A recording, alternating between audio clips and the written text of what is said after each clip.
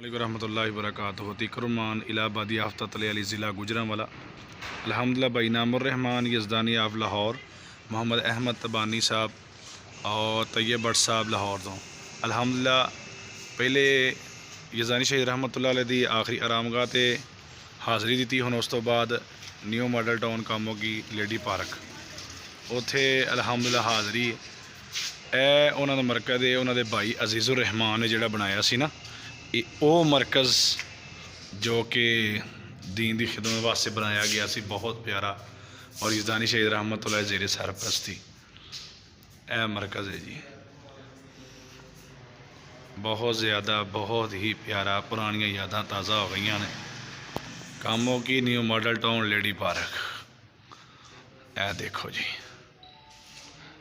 जो कि मरकज़ यज़दानी शहीद रहमतुल्लाह अलैह नाम उन्होंने माशाअल्लाह रख दिता है जी। मोहम्मद अबूबकर यज़दानी साहब काउंसलर सदर मरकज़ यज़दानी। ए सीढ़ियाँ ने, ए मस्जिद है।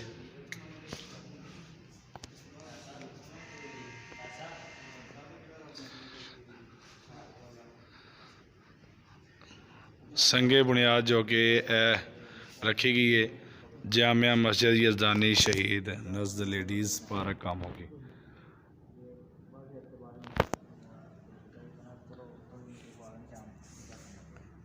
है जी भाई इनामुर्रहमान यज़दानी साहबज़ादा इनामुर्रहमान यज़दानी लाहौर और मोहम्मद अहमद तबानी साहबज़ादा मोहम्मद अहमद तबानी साहब, मोहम्मद तैयब भट्ट साहब और मस्जिद कारी साहब माशाअल्लाह कारी यासीन साहब इस मस्जिद इमाम खतीब ने माशाअल्लाह। इमाम ने माशाअल्लाह इन्हां दी ज़ियारत हुई है, बहुत दिल खुश होया है।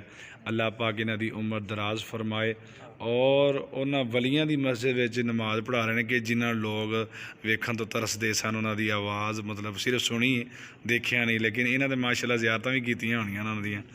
अल्लाह अकबर कह रहे हैं जी कीतियां ने माशाअल्लाह। और उन्हां दी मस्जिद विच मरकज़ विच इमामत करवाते हैं।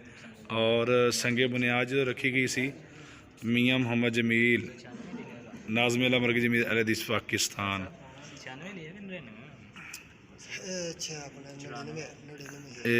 1999 बरोज़ जुमेरात 96 ली है, बिल्कुल 96 बिल्कुल है जी। अंदर का हाल है हाँ जी।